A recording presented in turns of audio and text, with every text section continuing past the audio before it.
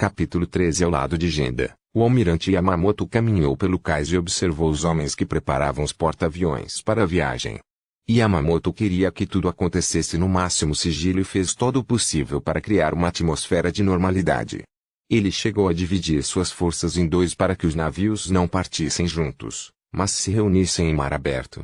Parecia que muitas precauções surtiam o efeito desejado. Os estivadores que carregavam suprimentos a bordo dos porta-aviões estavam relaxados, até indiferentes. Eles pareciam convencidos de que a próxima missão não passava de uma operação de treinamento normal. Mas esse não foi o caso dos pilotos que percorreram a ponte. Havia decisão em seus movimentos e usavam uniformes impecavelmente passados para enfrentar a vitória, ou a morte. Já fazia algum tempo que eles praticavam o lançamento de bombas e torpedos contra a lagoa da ilha tão parecida com Pearl Harbor. Eles sabiam. Yamamoto virou-se para Genda. Você treinou bem os pilotos, mas nenhum deles jamais enfrentou fogo inimigo. Se chegarmos ao efeito surpresa, respondeu o outro, os americanos ofereceram muito pouca resistência. Entusiasmado como estava, Genda gostaria de acrescentar mais. Mas o rosto de Yamamoto lhe disse que o almirante estava novamente vasculhando sua mente, e se perguntou, mais uma vez, o que poderia ter dado errado e onde, para que quaisquer erros pudessem ser evitados. Finalmente, Yamamoto disse, deixe os operadores de rádio transmitirem mensagens que os americanos possam interceptar e falar sobre todos os alvos potenciais no Pacífico, incluindo o Havaí. Isso causará confusão. Genda sorriu. Brilhante. Almirante. Um homem brilhante, respondeu Yamamoto, encontraria uma maneira de não ir à guerra. Lindo e majestoso, o Havaí estava sob um manto de estrelas. Nos aposentos das enfermeiras em Fordisland, Betty estava de olhos fechados no minúsculo quarto que dividia com Eveline. Ela não estava dormindo, mas fingiu teve o cuidado de não se mexer porque a vida no berço de Eveline não era bonita nem pacífica. Com o rosto virado para a parede, os ombros tremendo de soluços, ela chorou silenciosamente. Nas primeiras horas da noite de sábado, o centro de Oahu estava lotado de soldados, pilotos e mulheres, além de moradores locais felizes em embolsar seu dinheiro. Os bares serviam bebidas tropicais e tocavam música ao vivo. Os restaurantes ofereciam peixe fresco cozido com abacaxi ou macadâmia. Na rua principal havia um cinema cujo pavilhão reluzente anunciava um filme de Charlie Chaplin. Daniel Walker sentou-se apenas em um assento lateral.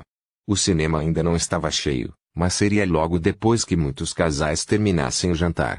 O clima, no entanto, já era festivo. Os companheiros soldados chamaram uns aos outros, os rapazes se apresentavam, as moças riam. Todos acharam excitante estar ali e uma amostra do prazer que os esperava. As luzes diminuíram até que se desvaneceram e a conversa diminuiu. Na tela apareceram as imagens das notícias que antecederam o show propriamente dito. O primeiro relatório falava dos sinais positivos que estavam sendo percebidos em toda a América, finalmente fora das garras da Grande Depressão. Trabalhadores sorridentes podiam ser vistos retornando às fábricas e a voz do narrador transbordava de entusiasmo. O público assistia com interesse. Qualquer tipo de filme ainda era um prodígio para todos, e eles estavam acostumados com os tons entusiasmados que acompanhavam os acontecimentos atuais. Seguiu-se um artigo sobre a guerra na Europa. Membros da Defesa Civil Britânica carregavam cartazes de propaganda patriótica com a imagem de Churchill e as palavras, dê-nos os meios e terminaremos o trabalho. Em uma voz animada, o narrador repetiu essas palavras e acrescentou, assim disse Churchill, e neste caso a América ofereceu mais do que apenas comida, deu o Esquadrão Águia, formado por voluntários americanos lutando ao lado dos britânicos. De repente, a tela se encheu de imagens de pilotos decolando em Spitfires. Imóvel, Danny acompanhou a cena hipnotizado. Eles lutam bravamente e mantêm os alemães afastados, para a grande frustração de Hitler e seus capangas. O serviço não mencionou as perdas sofridas pelo Esquadrão Águia, não disse nada sobre Ralph McCauley, seu amigo, seu companheiro de toda a vida que o ensinara a voar, que se sentará ao lado dele em um barril que continha maçãs. Foi demais para ele. Ele se levantou e saiu da sala no momento em que Charlie Chaplin apareceu, altivo como um pombo. Ele saiu para o corredor e estava indo para a saída quando viu Eveline sair de outra porta. Ele gaguejou pego de surpresa. Eveline. Oi, Danny. E de repente ficou óbvio para os dois que haviam saído da sala pelo mesmo motivo. Eles ficaram parados, trancados em um silêncio constrangedor. Do outro lado da rua, as luzes de um clube brilhavam. Danny olhou para eles, olhou de volta para a garota. Gostaria de uma xícara de café? 2 minutos depois, eles se sentaram em uma cabine, bem em frente à entrada do cinema, que piscava convidativamente para os retardatários. A garçonete Samana serviu-lhes café e deixou-lhes um menu que nenhum deles se deu ao trabalho de olhar. Evelyn tomou um gole de café, largou a xícara e disse, nada como um show de comédia para animar, você não acha? Já. Muitas risadas. Já se passaram 3 meses, e eu nunca pareço sorrir, ela retomou, então tentou se contradizer levantando os cantos da boca, tentando esconder sua tristeza. E talvez realmente tenha acontecido, porque ela se sentiu melhor sentada ali com Danny. Como vai? Mais ou menos como você, eu diria. E mesmo agora, não é apenas a perda, é a culpa. Por ajudá-lo a manter suas asas, auxiliando-o na leitura. Eu não acho que ele teria sequer terminado o ensino médio se eu não tivesse corrigido sua lição de casa. Danny percebeu que nem tinha tocado no café. Ele derramou o creme, junto com uma generosa dose de açúcar. Depois disso, foi natural. Quando nos juntamos à Força Aérea, ajudei-o a esconder seu problema e nenhuma vez parei para pensar no que estava fazendo. E agora você continua dizendo a si mesmo que se você não o ajudasse ele ainda estaria vivo? Danny acenou com a cabeça e quase riu de sua percepção.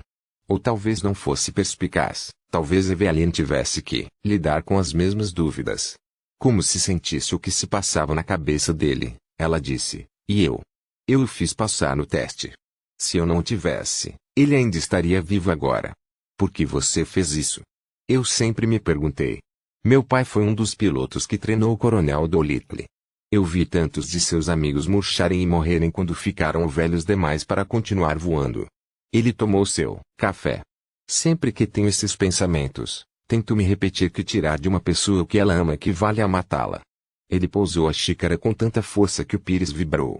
Ela tinha acabado de perceber que aquelas palavras também se aplicavam a ela. Rafe se foi e ela se sentiu morta por dentro. Mas Danny não pareceu notar. Na verdade, parecia que as palavras dela o haviam consolado. Você está certo, ele murmurou, balançando a cabeça, desviando o olhar. Rafe. O que fez dele o que ele era? Ele morreria se suas asas fossem tiradas. Ele tinha que provar algo para si mesmo e para aqueles que o chamavam de estúpido. É estranho. É como se o defeito que me fez sofrer tanto fosse também o dom que o engrandeceu. Danny olhou para ela e seus olhos se encontraram, dando origem a um momento de graça em que eles até conseguiram acreditar que a luz pudesse emanar da escuridão. A garçonete voltou a encher seus copos. Bizarro, você não acha? Danny começou. Rafe ajudou as pessoas a se conscientizarem do que tinham dentro. Foi para ajudá-lo na leitura que aprendi a amar os livros, que comecei a pensar que poderia escrever, para me tornar outro Hemingway. Sonhos incomuns para um garoto do Tennessee. Mas Rafe me fez sonhar, ele viu o que eu poderia esperar ser e me ajudou a ter esperança. Ele fazia isso com todo mundo, especialmente com aqueles que ele conhecia bem. E acho que ninguém o conhecia melhor do que você e eu. Nas ruas de Joel não havia mulher que quisesse companhia que não tivesse um homem ao seu lado, e Billy e Red eram 2 homens felizes, ocupados como estavam em um encontro duplo. Billy e Bárbara caminharam de braços dados, atrás deles vinham Red e Betty, que não se tocaram embora andassem muito perto. Red começou. Por que você está nervoso esta noite? Betty perguntou a ele. Bem. Porque eu quero dizer-lhe uma coisa. Billy havia parado de falar com Bárbara e agora estava pedindo silenciosamente ao amigo, atrás dele para seguir em frente. A certa altura ele não aguentou mais, ele se virou e disse, cante para ele, Red. Vermelho parou de repente, a ideia de cantar o que ele tinha no coração tomou conta e foi como se de repente no mundo houvesse apenas ele e Betty. Esqueceu Billy e Bárbara, que também estavam perto dele, esqueceu os outros transeuntes e entoou a plenos pulmões, só quero te dizer, Betty, eu gosto de você. Eu quase te amo. Betty parou para olhar para ele com seus olhos azuis de boneca por um momento que pareceu longo para Billy e eterno para Red. Então ele disse, bem, Red, eu quase acho que te amo também. Ela o beijou nos lábios, apenas um toque, e o vermelho tornou-se a cor do semáforo acenando acima de suas cabeças. Então, disse Billy. Jantar primeiro. Ou fazemos um filme depois. Foi então que ele viu Evelyn e Danny, ainda sentados no clube. Eles estavam a apenas alguns metros de distância e claramente desconheciam tudo ao seu redor, perdidos um no outro, assim como Reed se perdera cantando para Betty. Evelyn se viu sorrindo. O alívio de poder falar sobre Raf com alguém que o amava tanto quanto ela, deu-lhe a sensação de que finalmente poderia respirar novamente, pela primeira vez desde que ouvira falar de sua morte. Ela estava recostada na cadeira e brincando com a colher. Raf me fez acreditar que a vida poderia ser melhor. E que ele não deixaria o mundo fazê-lo se sentir pequeno. Danny sentiu e sorriu. Esse era um aspecto de Raf que ele também conhecia. Evelyn estava ficando falante. Ele se inclinou para frente. O que quero dizer é... Crescer com um pai no exército, eles nos mudavam todos os anos, novas casas, novas escolas, nunca nenhum vínculo duradouro. Tornar-me enfermeira parecia natural para mim, tentando aliviar o sofrimento e, ao mesmo tempo, evitar levar isso muito a sério. Sou uma enfermeira que nunca viu sangue, e que antes de conhecer Raf não conhecia o amor. Ele parou abruptamente, vendo Billy e Bárbara além da janela. Danny se virou para ver o que de repente havia apagado o sorriso de seu rosto e viu seus amigos na calçada. Billy estava tentando fingir que nada havia acontecido, o que o deixou ainda mais envergonhado, mas a expressão mais eloquente foi a de Betty. Espanto, satisfação e ansiedade rapidamente se sucederam em seu rosto, tudo no espaço de um momento. Eles se despediram, tentando parecer casuais, então os quatro atravessaram a rua para entrar no cinema. Evelyn e Danny ficaram sozinhos, trancados em um silêncio constrangedor. Você quer que eu te leve para casa? Ele finalmente perguntou. Não, não há necessidade. Obrigado pelo café. Obrigado por tudo, de fato. Ela se levantou sem lhe dar tempo de responder, colocou o rosto na cabeça dele, como se fosse beijá-lo na bochecha e saiu à noite, deixando Danny sozinho com seu café e seu perfume no ar. Sentado em seu canto no porão do departamento de guerra, o capitão Turman observava o teletipo, conectado diretamente à seção de criptografia, descriptografia, no andar de cima, recitar uma mensagem decodificada. A máquina deixou espaços em correspondência com palavras ou frases da transmissão japonesa que os espiões em Washington não conseguiram decifrar. À medida que as páginas datilografadas se desenrolavam lentamente, Turman descobriu que havia mais espaços vazios do que palavras. Mas seus olhos verdes de gato por trás dos óculos diário de tartaruga não tiveram dificuldade em preenchê-los. Ele ficou em silêncio por um longo tempo. Então disse ao tenente cansado que ele havia ordenado examinar o material das transmissões interceptadas anteriormente. Não faz sentido. Ah! Bem, claro que não, senhor, arriscou o outro. É apenas parcialmente decodificado. Seu ex-chefe era um idiota. Turman queria saber. Cavalheiro. Ele me ouviu. L. Bem, acompanhá-lo não, foi difícil, senhor. Faça-me um favor, tenente. Quando eu fizer uma pergunta, me dê uma resposta direta. Ele era um idiota, certo? Ele foi um idiota, senhor. Bom. Isso explica por que ele me trata como se eu também fosse. Força do hábito, certo? Peço desculpas, senhor. Não quero que ele se desculpe, quero que saiba que não trabalha mais com idiota. Eu sei que a decodificação é apenas parcial, caso contrário, porque eu teria dito aos acima para enviá-la para mim. Turman fez um grande esforço para garantir algum tipo de colaboração. O tenente, perplexo com aquela súbita transferência dos assuntos públicos, foi enviado para se juntar a ele no porão.